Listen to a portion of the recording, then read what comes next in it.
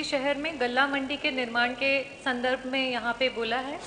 मैं चाहती हूँ, इसमें 6 साल पहले ज़मीन का आवंटन हुआ था गल्ला मंडी बनाने के लिए, लेकिन किन्हीं कारणों की वजह से वो मंडी नहीं बन पाई। वहाँ पे वाटर लॉगिंग का इशू था और जो ज़मीन भी आवंटित हुई थी वो कम थी। लेकिन अभी 6 सालों में वापस से कोई भी ज़मीन स्वीकृत नहीं की गई है ताकि वहाँ पे गल्ला मंडी बनाई जा सके। वो एक ग्रामीण अंचल है, वहाँ पे कृषि ही मेन रोज़गार है, संसाधन है। और अगर हम सरकारी नलकूपों की बात करें तो वो ऊँट के मुंह में जीरे के समान है, और लोग अपना खुद का ट्यूबवेल लगा करके वहाँ पे कृषि करते हैं और फिर अपना दूर लेकर के जाते हैं जौनपुर में और अपना सामान बेचते हैं। तो मैं यहाँ रिक्वेस्ट करना चाहती हूँ कि वहाँ पे गल्ला मंडी के लिए जो ज़मीन है उसका शीघ्र ही आवंटन किया जाए ताकि हम उसको आगे ले जा सके, और एक समय निर्धारित किया जाए कि कितने टाइम में इसको किया जा सके। माननीय मंत्री जी, अगर बात करें तो मेरे विधानसभा में गोलियां चल रही हैं और अपराधी छुट्टे घूम रहे हैं, उनके ऊपर कोई कार्यवाही नहीं हो रही है। बच्चियां, महिलाएं सब आज डर में समाई हुई है और इस तरीके की सिचुएशंस है कि जिसमें जो रक्षक हैं वही भक्षक बन चुके हैं। आज अगर मैं हेल्थ सेक्टर की बात करती हूँ तो मेरे विधानसभा में सड़कों की ये हालत है कि लंबी लंबी सड़कें जो मेरे विधानसभा से लेकर के दूसरे विधानसभा को जाती हैं, जिस तरीके से रामपुर बरसिटी निगोह मार्ग 22 किलोमीटर, जमालापुर बरसिटी गधवा मार्ग 25 किलोमीटर, अरुआवा दियावा बाड़ीगांव मार्ग 8.5 किलोमीटर, कटवार सहरमा शाहपुर मार्ग 8.5 किलोमीटर, निगोह पूसा मार्ग 6 किलोमीटर। ये सारी बड़ी बड़ी मार्ग हैं जो मेरे विधानसभा को दूसरे विधानसभा से जोड़ती हैं। ये सारी की सारी मार्ग जर्जर हो चुकी है। इस समय ये कंडीशन है कि अगर हम पिछले एक साल का 1 जनवरी 2021 से अप्रैल 2022 तक का जो मेरे पास डेटा है, उसमें जो रोड ट्रैफिक एक्सीडेंट्स हुए हैं करीब 650 एक्सीडेंट्स मेरे विधानसभा में हुए, और इन एक्सीडेंट्स में सर पे चोट लगी है, ब्रेन हैमरेजेस हुए हैं और साथ में फ्रैक्चर्स हुए हैं। तो अब मैं आती हूँ स्वास्थ्य व्यवस्था पे। वहां पे जो कम्युनिटी हेल्थ सेंटर्स हैं उनकी ये हालत है कि वहां पे कोई भी आरटीए को ट्रीटमेंट नहीं मिलती है। जो भी आरटीए के पेशेंट्स होते हैं उन्हें रेफर किया जाता है। यहाँ पे बोला गया, जैसे कि मैंने कहा, योजनाएं और परियोजनाएं बनती हैं।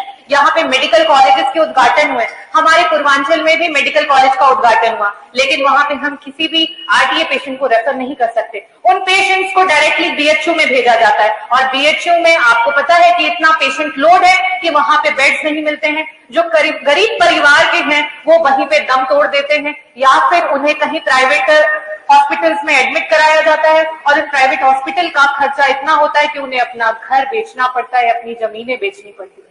मैं आपके इस सदन के माध्यम से मेरे विधानसभा में, क्योंकि मैं एक आई सर्जन हूं, मैंने एम्स से अपनी आई की सर्जरी की डिग्री एमडी प्राप्त की हुई है, और मैंने अपने क्षेत्र में देखा कि बहुत सारे बुजुर्ग हैं जो कि मोतियाबिंद से पीड़ित हैं।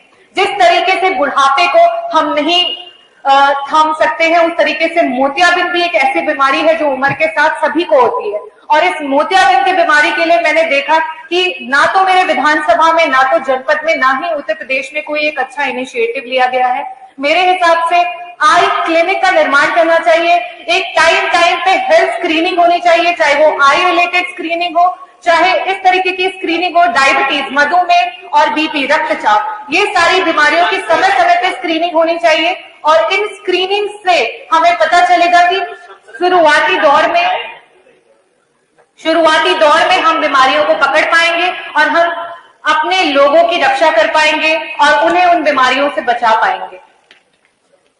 4.5 करोड़ आपके दस्तावेज में लिखा हुआ है, 4.5 करोड़ लगभग नए विद्युत कनेक्शन दिए गए हैं। मैं उसके बारे में बोलना चाहती हूँ कि मेरे विधानसभा में जो बिजली की व्यवस्था है, जो कंडक्टिंग वायर्स है, वो जर्जर हो चुकी है, उनकी अवस्था बहुत ही खराब है। और कनेक्शन तो भले बढ़ा दिए गए हों, लेकिन जो ट्रांसफार्मर की कैपेसिटी है उसको कहीं से भी नहीं बढ़ाया गया है। आए दिन ट्रांसफार्मर वहां के खराब हो जाते हैं, तार में आग लग जाती है, जिसकी वजह से घर बार जल जाते हैं, जान मान की हानि हो जाती है। मैं आज इस सदन के माध्यम से ये बोलना चाहती हूँ कि आप वहां के ट्रांसफार्मर की कैपेसिटी को बढ़ाएं। कई ऐसे गांव हैं जहां पे आज तक बिजली नहीं पहुंची है। मैं इस सदन के माध्यम से बोलना चाहती हूँ कि वहां पे मेरे विधानसभा में बिजली पहुंचाने का, खंबे देने का प्लीज काम करें। एजुकेशन के मामले में ये मैं कहना चाहती हूँ कि आज मेरे विधानसभा में, क्योंकि वो एक ग्रामीण इलाका है, वहां पे बच्चे सरकारी स्कूल्स में निर्भर हैं।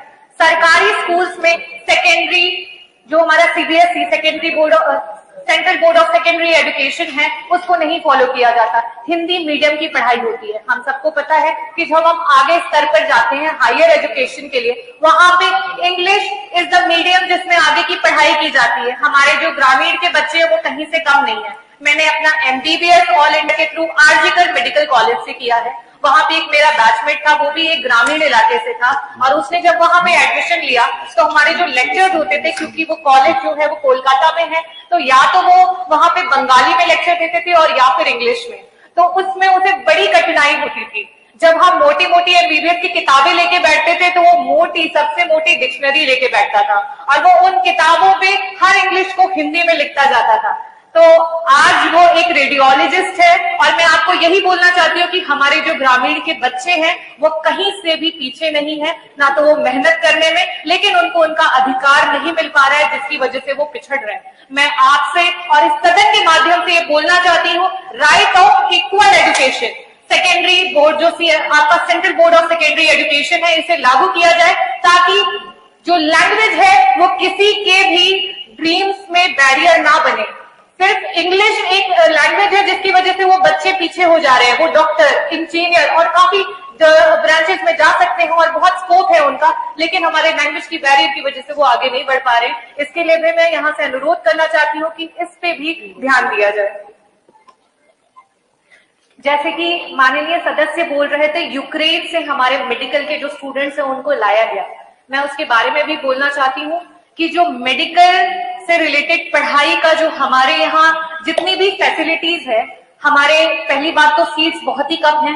एक मार्क्स पे, एक एमसीक्यू के क्वेश्चन पे एक बच्चा रह जाता है, और कोई एक बच्चा है जो डॉक्टर बन जाता है, और वो जो एक रह जाता है वो अपना अपॉर्चुनिटी को छोड़ देता है, या फिर उसे उस वर्ग का होना पड़ेगा कि यहाँ के जो आपके कॉलेजेस हैं उनकी फीस भरने के लायक आपको होना चाहिए। आपके पास इतने पैसे होने चाहिए कि आप एक साल की 20 लाख, 21 लाख, यहाँ तक कि 25 लाख की फीस आप पर ईयर की जमा करें, तब आप सिर्फ अपना मेडिकल एजुकेशन जो है वो आप यहाँ से प्राप्त कर सकते हैं। इसी वजह से आज हमारे उत्तर प्रदेश से और पूरे इंडिया से मैक्सिमम जो बच्चे हैं जो डॉक्टर बनना चाहते हैं, और कुछ मार्क्स की वजह से जो चूक जाते हैं, वो यहाँ से छोड़ करके यूक्रेन, रशिया और नेपाल और ना जाने चाइना और ना जाने कितने देशों में जाकर के अपनी एजुकेशन को कंप्लीट करते हैं, वापस आके यहाँ पे एमसीआई का एग्जाम दे करके फिर यहाँ पे प्रैक्टिस करते हैं।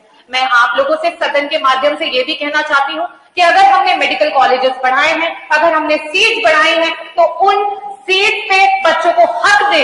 जरूरी नहीं है आपने जो इतनी बड़ी बड़ी फीस के अमाउंट रखी है उस पे उन बच्चों को पढ़ा पाना बहुत ही मुश्किल है, और जब डॉक्टर्स नहीं बढ़ेंगे तो हमारा जो प्रदेश है, हमारा जो देश है, वहां की जो हेल्थ की फैसिलिटीज है वो भी बेटर नहीं हो पाएंगी, और उसके वजह से हम लोग अपने लोगों को सही तरीके से चिकित्सा प्रोवाइड नहीं कर पाएंगे। कंक्लूड करिए। लास्ट में मैं बोलना चाहूंगी स्किल्ड और नॉन स्किल्ड लेबर्स के बारे में।